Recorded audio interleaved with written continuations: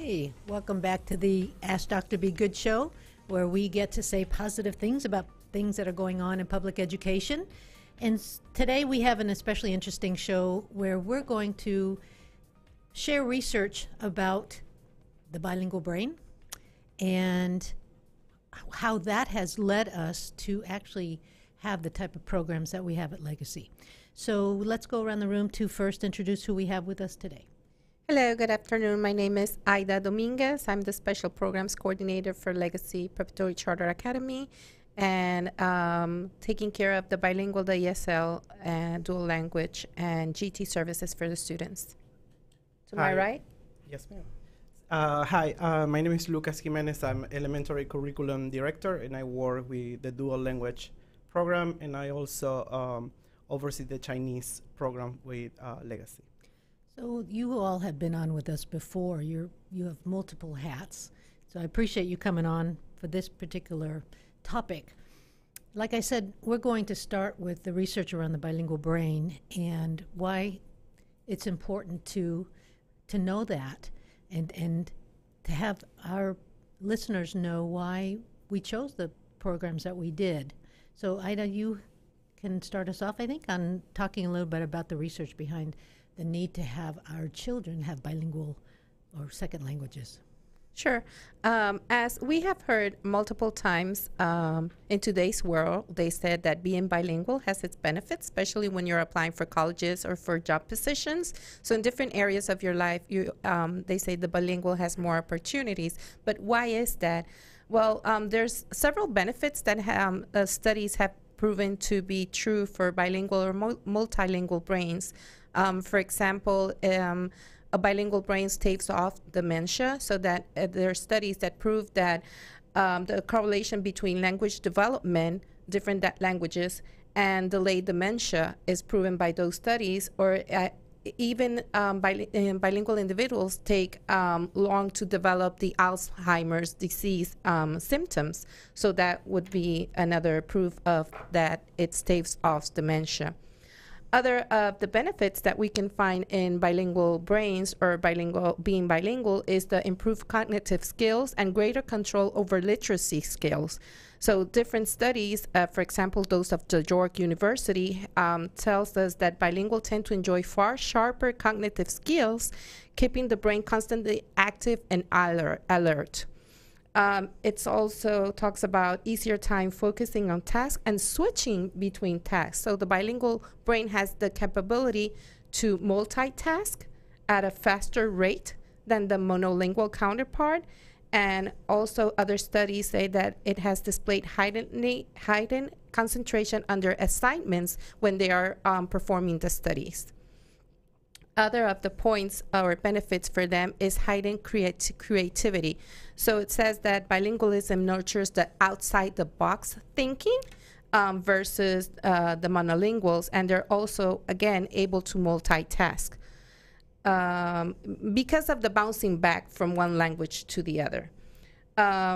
Also, denser gray matter and higher scores on intelligence tests, and they said that the bilingual brain possesses more gray matter at a higher density than the monolingual brain. It also talks about a study done by the Wellcome Development Imaging and Neuroscience Institute, where they say that the left side of the brain, which influences the language skills, has more neurons or more activity on that left side of the brain, and being that said, that's why it tends to have a little bit more, it tends to be a little bit more heavier than the right side. But that also is verified through studies conducted not only in the 1980s, but also before that and after that. And it's called that it has greater intellectual flexibility.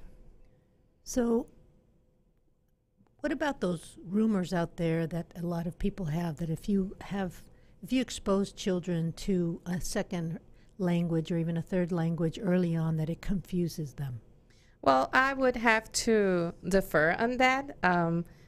I was a bilingual teacher in a dual language classroom in first grade, which are the students starting their academic lives. And I could see how that really help them develop language skills and transfer that knowledge between different content areas. In my personal experience as well, I grew up with 3 languages, not 2, with 3, and I think I came out pretty well. So, Well, and of course I set you up for that question because I was 3 when we went to Argentina and ended up speaking more Spanish than English. My sister was 2 and my brothers were born there. And not only did it not end up confusing them for life, but my brother ended up a lawyer. You know, I think I turned out okay, depending on who you ask. And then, you know, so I think that there's a myth out there about learning or exposing kids too early. And indeed, I think in our previous discussion, we've heard that it is true that the baby brain gets confused, but the confusion leads the baby brain to figuring out how to manage those 2 or 3 languages very well. yeah, it's a stage called the interlanguage, where that brain is figuring out both languages at the same time, and you might hear that they're starting a sentence in one language and finishing in another language, or maybe a word. They're combining 2 languages for the same word, and they just create a new language. But it's part of the process of learning or developing those language skills. It's one of the steps of acquiring a second language. Yes, it's amazing to me how we have so many Americans who think that exposing kids to another language is bad for them early on, when in fact in Europe it's done from day one. One parent may speak one language, another one speaks another. In school they may speak a third language, and it's done just as a matter of course without any thought to it being bad for children. Matter of fact, they know it's not bad for children. So we need to get better as a society here in the United States at accepting the fact that we need to know more than one language. And it's just culturally, as a people, I think when we accept another language, we're also oftentimes being more accepting of that culture. So while you were talking, it made me think of a phrase, el que sabe 2 idiomas vale por 2. He or she that knows 2 languages is worth double. I know that almost every job I've ever gotten is because I speak Spanish. I agree with you. Well, thank you. So the research on the bilingual brain led me, when I wrote the charter, to write about what type of program we would need to structure this learning. And so I chose the dual language program. But Lucas, and this is your area, can you talk a little bit about the different programs I could have chosen and why maybe it was good that I chose the dual language program? Sure, I think it's important to understand the difference between a remedial program and a dual language program. So in a remedial program, such as an ESL pull-out program or a traditional bilingual education program, the purpose of the program is really prepare the students to go to an English mainstream classroom, which means that for students who are already bilingual, they speak Spanish, for example, they tend to lose their native language and just stay with the second language, in our case, English. So the big difference is with the dual language program, which is what we have in Legacy. Students who already speak a heritage language maintain and develop that language, and the students who are monolingual develop a second language. And I think the success of that program is because the dual language incorporates the second language in content areas. Therefore, the language is kept in a natural context, and there's a purpose for using the language. It's used in a real world context, and that way students are able to internalize the language.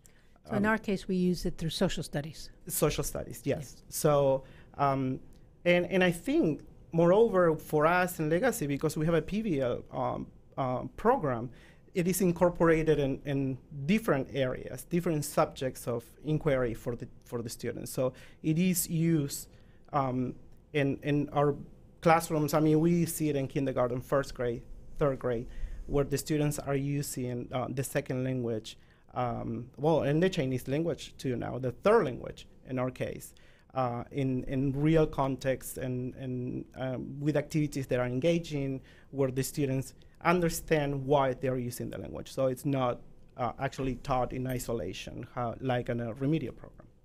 Yes, matter of fact, if listeners want to hear more about that, they can go to our Chinese podcast that we did a few weeks back, where we had the first grader, whose dad actually works for us, but they're from Cuba, so they speak Spanish in the home and English, and now she's learning Chinese, and this is her second year. She came and talked to her Chinese teacher and sang, and that's what we want. Yes. Perfect example of what we're looking for. So the need to have a dual language program, because we know through research and through testing kids that they're more successful and end up scoring better in their native language when they're in a dual language program over time. It takes time. Yes. It doesn't happen in the first few years. That's very definitely, we have to say that. Those parents who wait out the dual language program see success with their kids in 4th and 5th grade. Yes. Matter of fact, we often have to warn parents that in 2nd grade, when you're at the family dinner with the cousins and we're talking about English, oftentimes the cousins are scoring better in English than our child. Yeah. But the cousins aren't using some of their brain to learn a second language. Exactly. And over time, our second language baby will be ahead of the cousin. So, and the research bears that out. 5 to 7 years. Study after study, yes. But it's a waiting game. Yeah. So we have this research-based opportunity for parents to put their kids in a, we call it dual language program, but it's a triple language program. So how do we get the teachers? We are in the DFW area. We have Dallas ISD, we have Plano, we have Richardson, we have Mesquite, all around us who also have bilingual programs. And then in some cases, in some schools, they have a dual language program. Not all of them, but we all require actually the same type of teacher. Those dual language teachers must be bilingually certified. Whether in an ISD, whether in a charter, they must have passed those 4 tests. So we're basically fighting over the same teachers.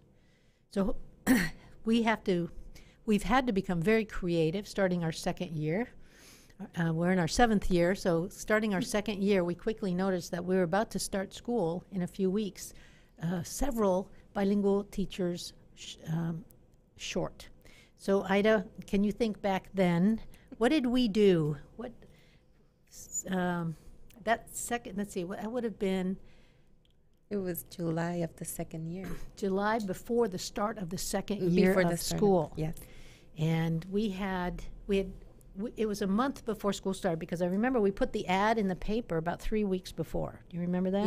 Yes, we did. And we had great response.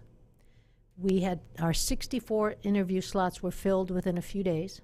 And we interviewed more than 100. Well, they brought their friends and cousins, yes.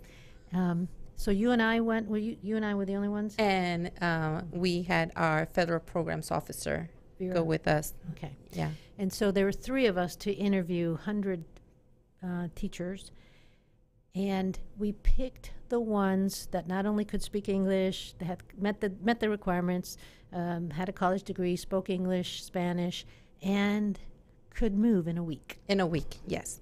So it was a race against time.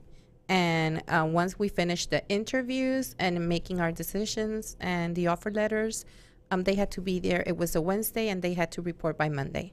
So it was a 5-day week, a 5-day move for them. And we did have teachers with families who did that. Yes, and then we brought 23 teachers, between teachers and other paraprofessionals that we brought in order for them to come with their entire families. So we've learned a lot since then. One of the things that we learned was oftentimes, even though a candidate may speak English pretty well, they don't necessarily have the written or the academic English to pass the state certification test. They are really experienced. They're great professionals, great teachers, and they are certified in Puerto Rico. But when they come to Texas, they have an X amount of time to get certified, and it's 4 tests. It's not just 1 test. They need to get certified. In order to get certified, they need to pass 4 tests for the state, to meet that certification requirement. So if the academic English or the written English is not at the academic level needed for that, then that poses a problem for them. So what we've learned to do, and what we did last year, was we put an ad in the paper. Let's see, tell me if I say it wrong. We put an ad in the paper early. We asked them to contact us through email. We told them of our intentions to come test in a few weeks, and we sent them resources to study with. Yes, correct. That's what we did. We did it earlier, so we did it in April. We posted the ad. We made the visit in the second week of May. When they replied to the ad, they had to send some credentials like their resumes, their certification, their teacher certification from Puerto Rico. They had to send their transcripts, and once they had that, we will give them the details of the interview, the dates, and the location, and we would send them the resources that they would need, because the purpose of that trip, our idea for last year, was to give them a sample test of the state test so they knew what they're going up to. But at the same time, we were using that as one of the benchmarks or criteria to make sure that they would be ready in 1 year length that the state allows them to get certified if they were ready for that move, and they were going to be able to attain that, pass the test. So I think we had about 20 some odd candidates come and test. Yes. We had Lily with us, who was our HR manager, and she checked the tests and graded them, and then we interviewed the top 3 or 4 candidates that scored well on this sample test, because it told us not only that they had some content knowledge, but certainly that their familiarity with English and academic English was high. Yes. So that was an okay way of doing it, but it really didn't garner us a lot of candidates. And, yes. And they didn't really study. No, they actually didn't study. They paid more attention to the location and the time, but not necessarily to getting ready for that type of test.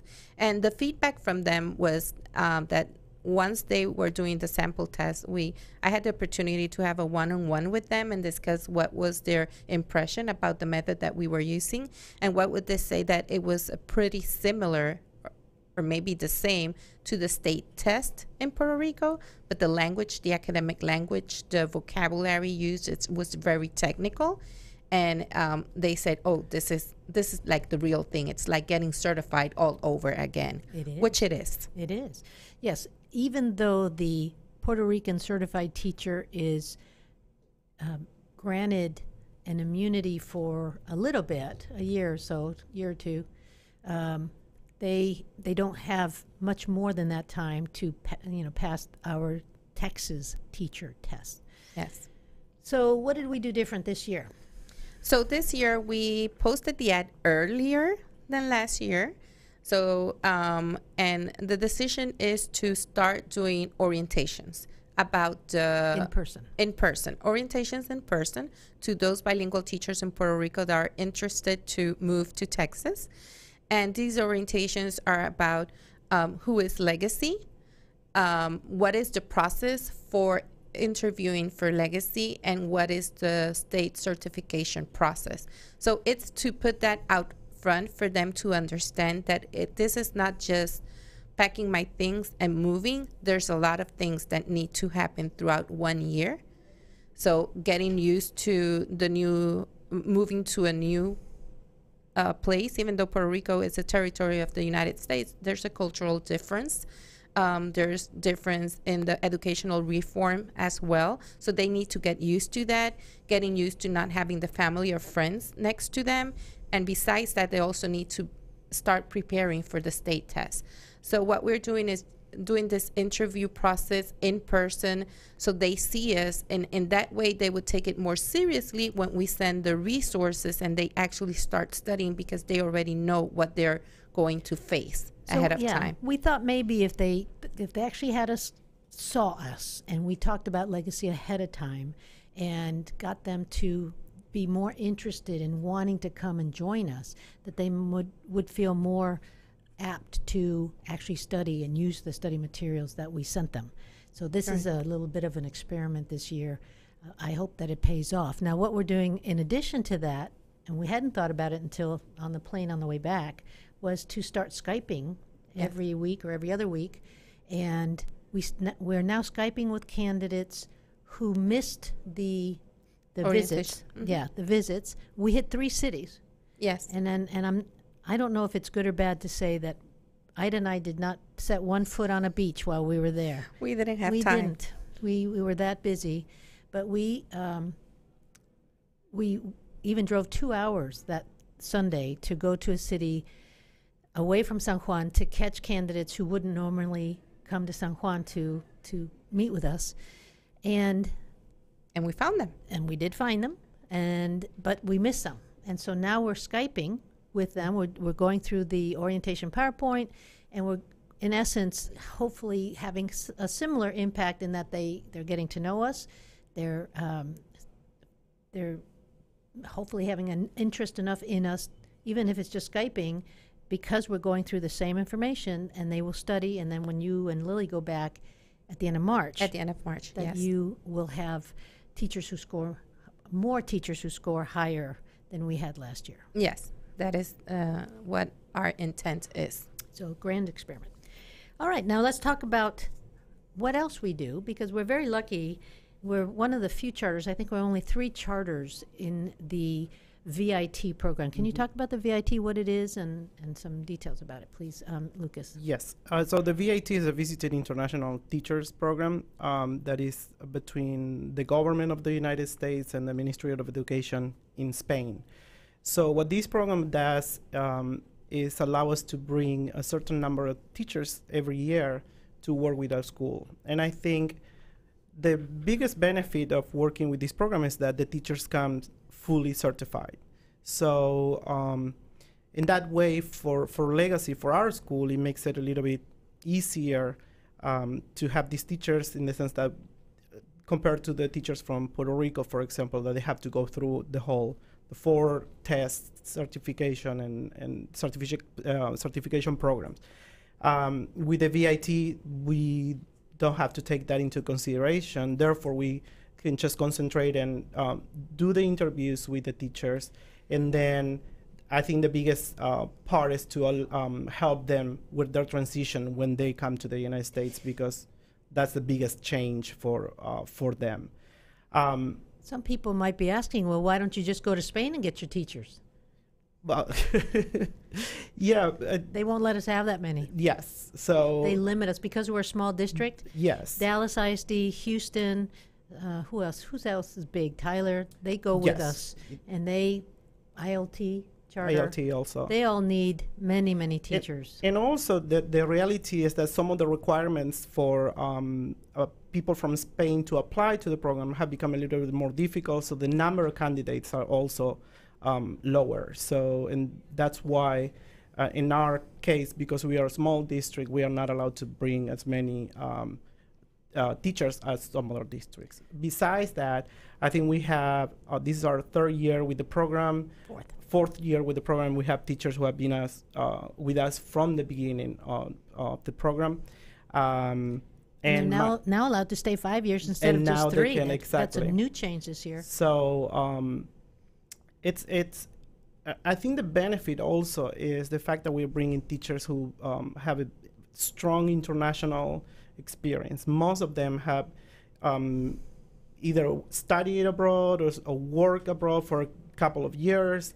So to me, that's one of the most exciting things of working with these teachers, because they're very eager to share their culture and their international experience with our students. And that's one of our missions and legacy to help our students to become global citizens. So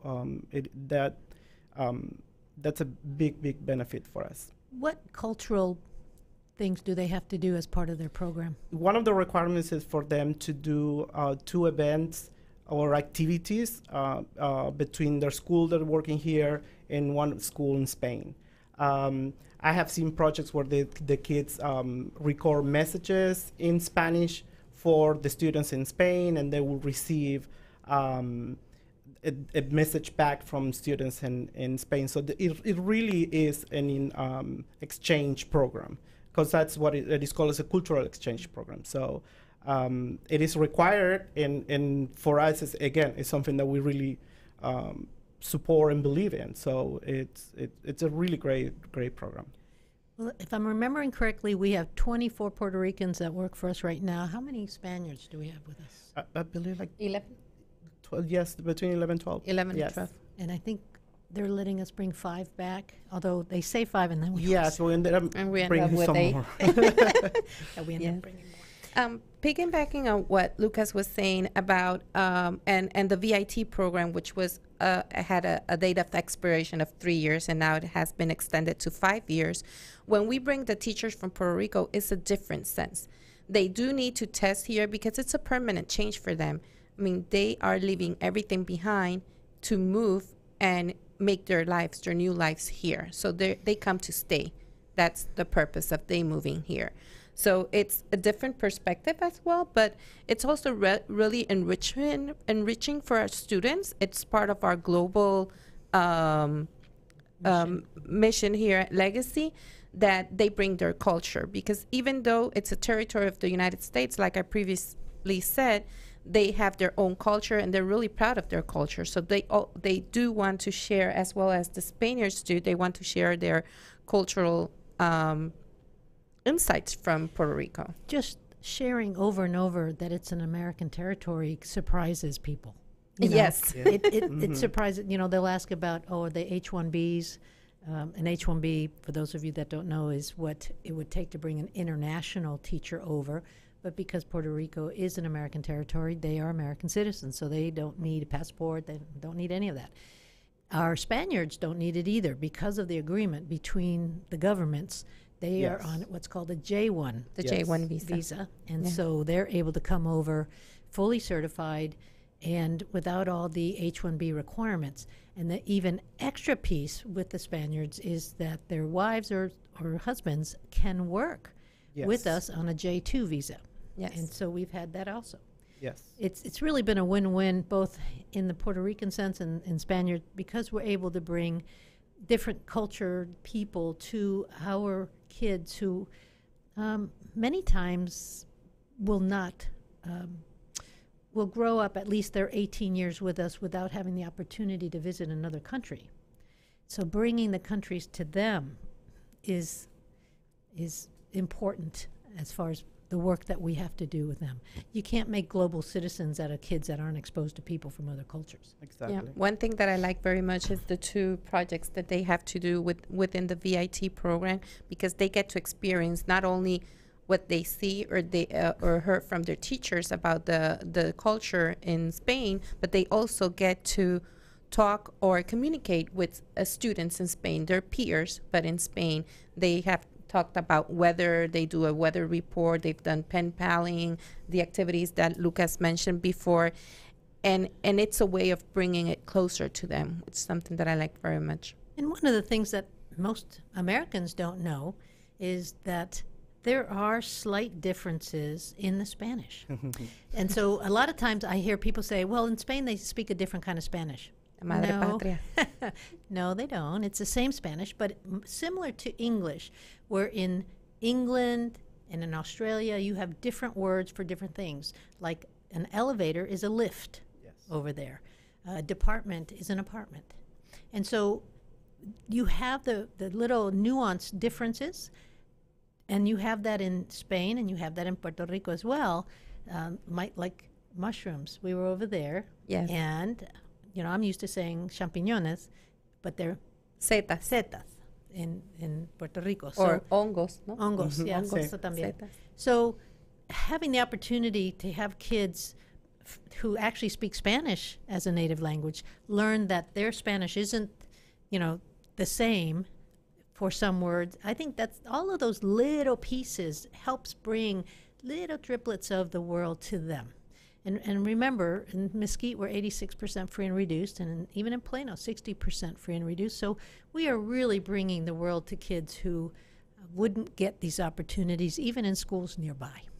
So I thank you for being here and helping us know and helping our audience know how it is that we're lucky enough to not only meet the needs of our dual language program and our Spanish teachers as well. We're able to, in many times, use some of our Puerto Rican teachers for Spanish teachers, but we also are able to share how we're meeting our mission and vision for legacy through these teachers. So thank you for being here. Thank you. Have a great rest of the day.